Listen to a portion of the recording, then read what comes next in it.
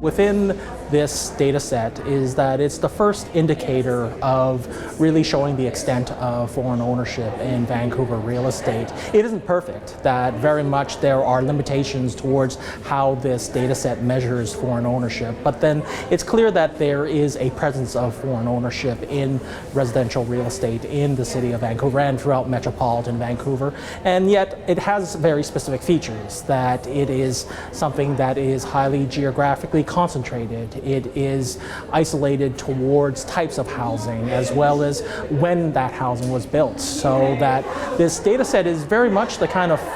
really first deep portrayal of what is going on in the Metro Vancouver residential real estate market when it comes to non-resident ownership.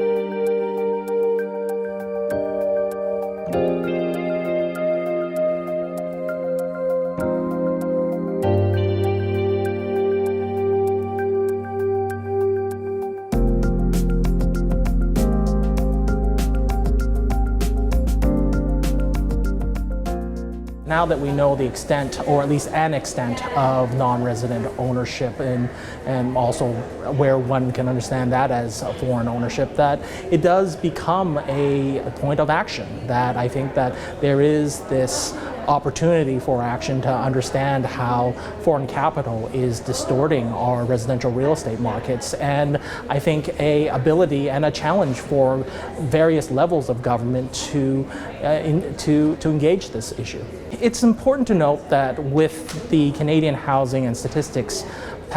program, this is really about developing a portrait of what's happening in Canadian housing. That this is in a way a lot like a developing Polaroid photo, and that in that emerging image, it's really a question of whether we like the picture, and it's in that picture that it begins this challenge of what we're going to do about it.